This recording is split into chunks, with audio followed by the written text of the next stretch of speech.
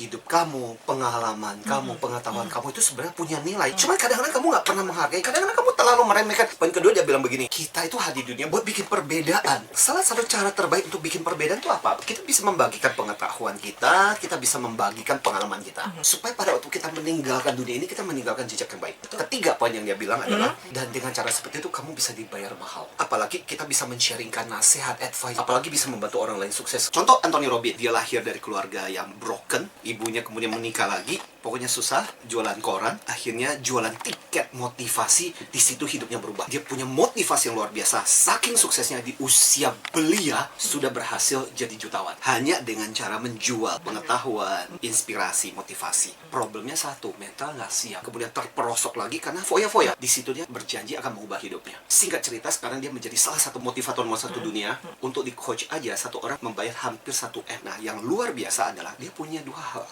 Satu adalah pengalaman hidupnya, makanya kadang pengalaman hidup kita itu bisa menjadi sesuatu yang dijual. Nah, tipsnya yang kemudian orang butuh. Buat Anda yang punya informasi yang berharga, Anda harus kemas menjadi tips yang berguna buat orang. Karena kalau bicara tentang informasi, gampang, gue search aja di Google, semua informasi ada di situ. Tapi kalau untuk mendapatkan tips itu kan berapa banyak informasi yang harus dijahit untuk bisa menjadi sebuah tips. Saya langsung masuk aja ke tips deh kalau gitu. Terinspirasi dari Brandon Burchard yang dia katakan persis di buku ini. Bicara bagaimana dia memulai dari nol sampai bisa kaya raya sukses. Apa sih yang dilakukan? Dia bilang begini, ada 10 hal yang bisa kita lakukan. Pertama-tama adalah kamu harus mendalami dan menguasai satu topik. Kedua adalah kamu mesti tahu audiensmu itu siapa yang butuh informasi-informasi yang kamu sediakan itu. Ketiga, kamu mesti tahu masalah hidup mereka yang terkait dengan topikmu itu apa.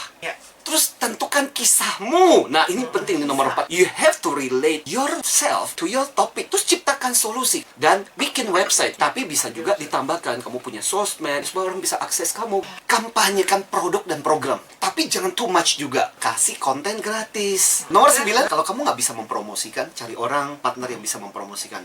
Dan terakhir, kata Brandon yang menarik di buku The Millionaire Messenger ini adalah dia bilang, bangun bisnis kamu berdasarkan 3 hal. DES. Differences, perbedaan apa yang kamu berikan dibandingkan orang lain. Distinction, dia bilang. Yang kedua adalah excellence, apa yang kamu jauh lebih luar biasa dibandingkan orang lain. Dan yang ketiga adalah service.